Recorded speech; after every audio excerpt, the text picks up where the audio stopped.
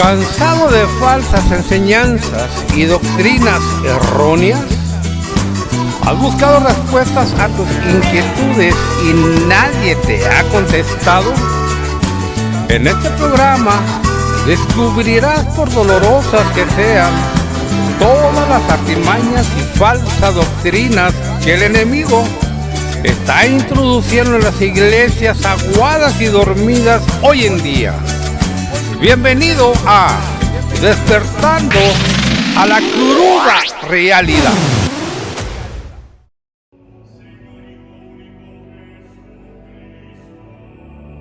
La cruda realidad de los fantasmas, volumen 1, Mateo 14:23. Despedida la multitud, subió al monte a orar aparte, y cuando llegó la noche estaba allí solo.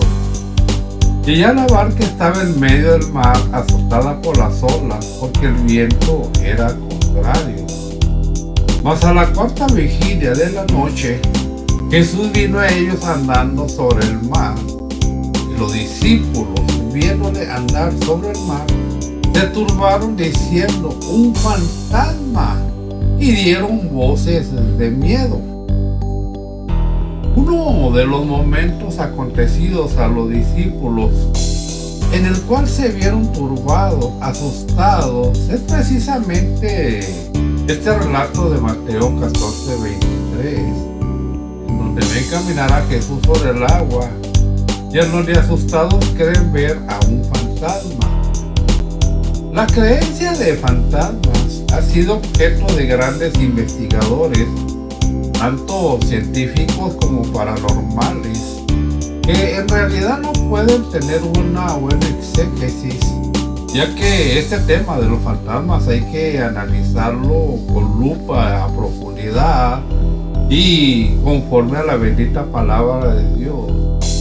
Y vamos a ver qué tan cierto es la existencia de estos seres fantasmagóricos que se aparecen de la nada a la luz de la bendita palabra de Dios. No voy a opinar lo que dicen los científicos, ya que para mí la opinión de ellos es irrelevante, al igual que los estudiosos paranormales que usan tácticas de secciones espiritistas y aquelarres que nada tiene que ver con el estudio de la bendita palabra de Dios, como ahora este servidor que soy yo lo estoy haciendo. Debo señalar que este estudio lo voy a hacer en dos partes, ya que es un tema muy amplio que tenemos que explicar con bastante Biblia, para que no quede ninguna duda de la explicación que en este video se va a hacer, y ver también de dónde viene esa creencia sin tomar en cuenta la Biblia. Pero antes que nada, ¿qué es un fantasma?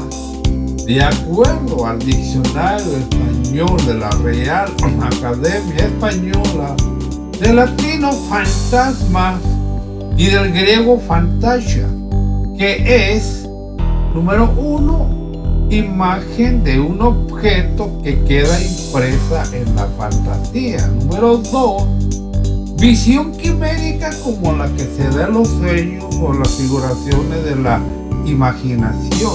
Número 3, imagen de una persona muerta que según algunos se aparece a los vivos. De modo y de acuerdo al diccionario de la Real Academia Española, un fantasma es 1. Una imagen impresa en la fantasía. Número 2, visión quimérica, o sea, fabuloso, fingido o imaginado sin fundamento. Número 3, una imagen de una persona muerta que según se aparece a los vivos. O sea, según la Real Academia Española, nada es cierto. No existen los fantasmas, son puras fábulas. Pero entonces, ¿por qué la Biblia habla de fantasmas? Y si la Biblia habla de fantasmas, es porque algo hay de cierto. Pero sigamos. La creencia en fantasmas parece haber sido universal desde el comienzo de la historia y se basa en informes de encuentros de personas que han tenido encuentros con fantasmas, incluido el relato de Elifaz en el libro de Job 4:16 y Mateo 14:23.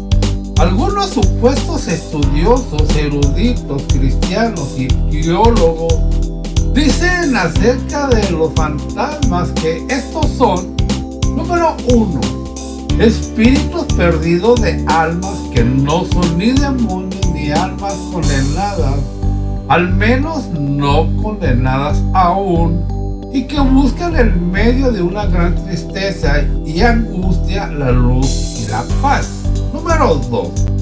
Almas perdidas que oran, cantan y alaban a Dios voluntariamente, sin necesidad de conjuros por parte de exorcistas.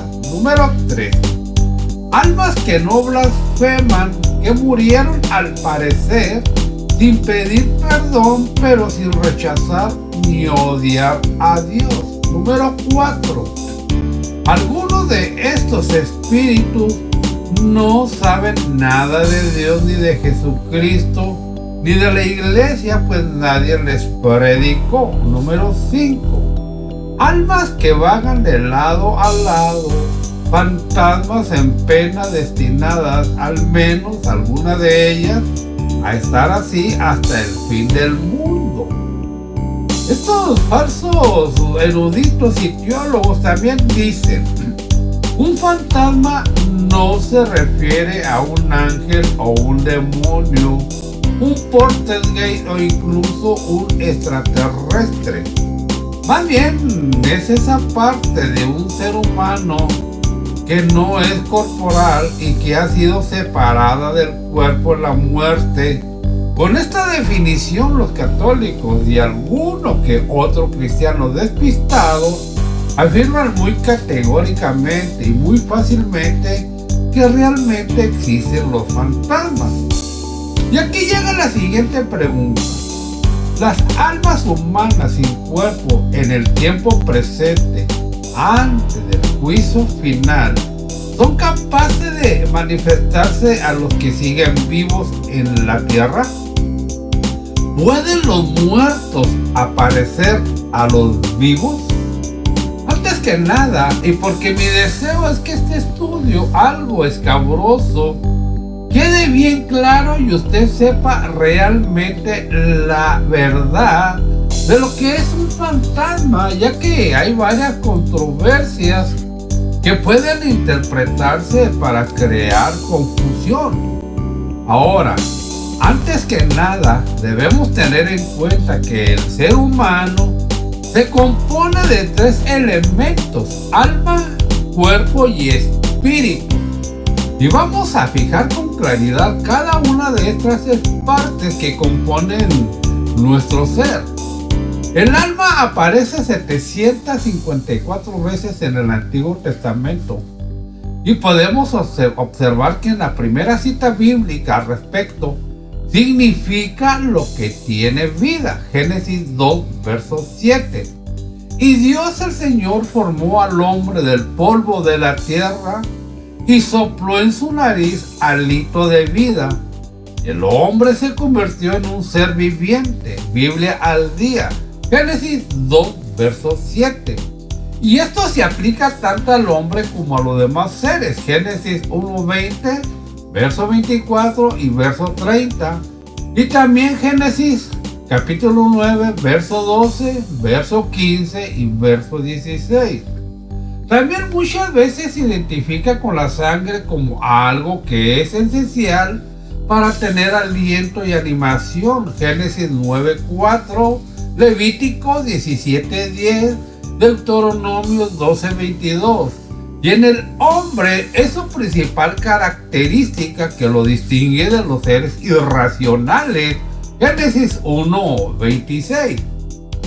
La primera función del alma es la de dar vida al cuerpo, y como la respiración es el signo principal de la vida física, De ahí que en el hebreo, como en la mayoría de las lenguas, se designe con términos que se relacionan más o menos con la imagen del aliento. Este principio es la base donde radican los sentimientos, las pasiones, la ciencia y la voluntad. En las escrituras, soy un alma en lugar de un alma que vive en un cuerpo.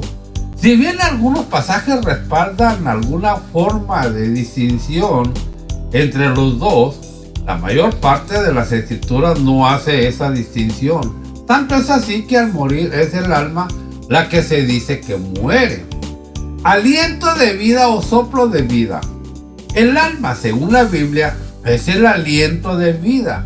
La vida misma, el primer aliento que un ser realiza, es el elemento esencial de la vida humana, lo que nos hace únicos como seres humanos y nos conecta con Dios, ya que el alma es el centro de nuestra identidad, personalidad, pensamientos, sentimientos y deseos. Es nuestro mismo yo, un intermediario entre nuestro espíritu y nuestro cuerpo. La Biblia nos enseña que el alma es el soplo de vida y que forma parte de nuestra naturaleza humana. Debo decir que toda esta explicación acerca del alma es para que quede claro que el alma no tiene que ver nada con el espíritu de cada persona, ya que son tres partes muy diferentes entre sí. Miren lo que dice Pablo en Primera de Tesalonicenses capítulo 5 verso 23. Que Dios mismo, el Dios de paz, os santifique por completo y conserve todo vuestro ser, espíritu, alma, cuerpo, irreprochable para la venida de nuestro Señor Jesucristo. Primera de Tesalonicenses capítulo 5 verso 23. Está bien claro esta definición de Pablo, espíritu, alma y cuerpo, que separa completamente cada uno de nuestros tres elementos como espíritu, alma y cuerpo, tres elementos muy diferentes entre sí. Ahora, el cuerpo creo que no hay mucho que hablar de él. ¿Quién no sabe lo que es nuestro cuerpo? El cajón que contiene el alma y el espíritu. Bien, ahora pasemos al espíritu. ¿Qué es el espíritu? Y que no debemos, por supuesto, de confundir con el Espíritu Santo. Recuerda que el Espíritu Santo lo recibimos cuando fuimos bautizados, Hechos 2:38.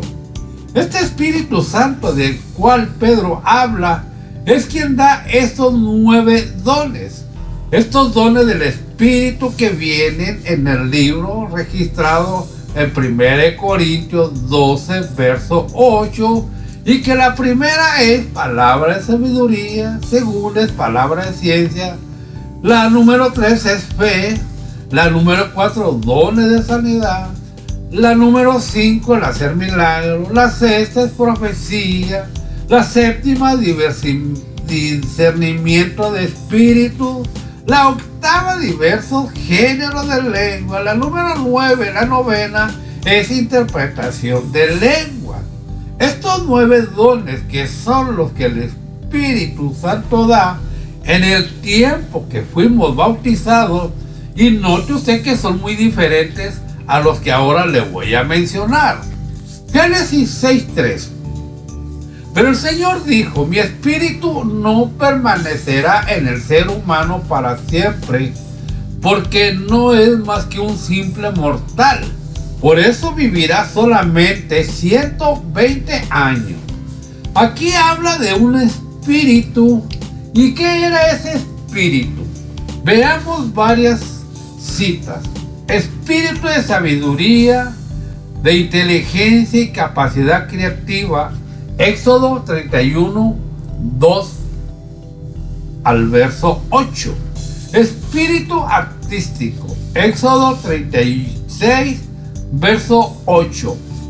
Espíritu de mentira. Segunda de Crónicas, capítulo 18, verso 22. Espíritu de celos. Número 5, verso 14. espíritu de fornicación, Oseas 5, verso 14. Espíritu de sabiduría, de inteligencia, de consejo, de poder, de conocimiento y de temor de Jehová, Isaías 12, verso 2. Espíritu de mansedumbre, 1 Corintios 4, verso 21. Y este último que le voy a nombrar es el más importante y del que habla Salomón en Eclesiastés 12, verso 7. Espíritu de vida, Génesis 6, 17, Romanos 8, 2. Volverá entonces el polvo a la tierra como antes fue, y el espíritu volverá a Dios, que es quien lo dio. Eclesiastés 12, 7. Mismo Cristo entregó su espíritu y vea a quién se lo entregó. Lucas 23, 46. Entonces Jesús, clamando a gran voz, dijo: Padre, en tus manos encomiendo mi espíritu. Y habiendo dicho esto, expiró. Mateo 27, 50. Entonces Jesús volvió a gritar con fuerza y entregó su espíritu. En estos dos textos notemos algo muy importante. Aquí Jesús entrega su espíritu al Padre, por lo tanto su alma se fue junto con su cuerpo al Seol. Ahora, tal y como dice Salomón, Eclesiastés 3:20, todo va a un mismo lugar. Todo es hecho del polvo y todo volverá al mismo polvo. El polvo es nuestro cuerpo, ya que recuerde que hemos sido criados del polvo de la tierra. Génesis 2, verso 7, Génesis 3, 16 y Job 10, 9. También dice Salomón que el espíritu volverá a quien lo dio. Vuelvo a repetir esto último: el espíritu volverá a quien lo dio. Entonces, si nuestro cuerpo regresa a la tierra de donde Dios tomó la materia, o sea, el polvo, para crearnos, y el espíritu regresa a Dios, solo nos queda el alma para analizarla. Y es aquí en donde los muy creyentes es donde dicen, y en donde sostienen que es el alma la que deambula penando y asustando a la gente. Pero da la casualidad que el alma, al tiempo de morir la persona, el alma, contrario al espíritu que regresa a Dios quien lo dio, el alma se va al sepulcro junto con el cuerpo, que al paso del tiempo se volverá polvo, tal y como la Biblia misma lo dice. O sea que el alma puede morir. Veamos algunos textos muy importantes que nos aclaren un poco más sobre este asunto. Génesis 35, 18. Y aconteció que al salírsele el alma, pues murió. Llamó su nombre Benoni, mas su padre lo llamó Benjamín. Ezequiel 18, 4. He aquí que todas las almas son mías, como el alma del Padre, así el alma del Hijo es mía. El alma que pecare, esa morirá. Mateo 10, 28. Y no temáis a los que matan el cuerpo, mas el alma no puede matar. Temed más bien a aquel que puede destruir el alma y el cuerpo en el infierno. Marcos 8:36. Porque ¿qué aprovechará el hombre si ganare todo el mundo y perdiere su alma? Santiago 5:20. Sepa que el que haga volver al pecador del error de su camino, salvará de muerte un alma y cubrirá multitud de pecados. Pero en este pasaje de Hechos 2:29-32 podemos observar con más claridad de que el alma muere y se va al sepulcro junto con el cuerpo, contrario a lo que muchos dicen, que el alma es eterna, lo cual es una asquerosa mentira. Hechos 2:29 al 32. Varones hermanos, se os puede decir libremente del patriarca David que murió y fue sepultado, y su sepulcro está con nosotros hasta el día de hoy. Pero siendo profeta y sabiendo con juramento, Dios le había jurado que de su descendencia, en cuanto a la carne, levantaría al Cristo para que se sentase en su trono. Viéndolo antes, habló de la resurrección de Cristo, que su alma no fue dejada en el Hades, ni su carne vio corrupción. A este Jesús resucitó Dios, de lo cual todos nosotros somos testigos. En el Salmo 16:10, hay una referencia atribuida a Cristo que dice: porque no dejarás mi alma en el Seol, ni permitirás que tu santo vea corrupción. Por lo tanto, mirando todas estas referencias de la bendita palabra de Dios, concluimos, número 1, que el alma no es inmortal. Número 2, que el alma puede morir. Número 3, que el alma acompaña a la tumba el cuerpo de la persona fallecida. Por lo tanto, el alma no puede andar vagando y asustando a la gente como muchos piensan y creen. El espíritu menos. Ese regresa de inmediato a Dios al morir la persona, ya que fue Él quien lo dio, por lo tanto tiene que regresar a Él. Y si esto es así, entonces, ¿quiénes son los fantasmas? Esto continuará en el siguiente estudio. Hasta aquí este estudio, esperando como siempre le ayude en su crecimiento espiritual y no se deje más engañar. Bendiciones.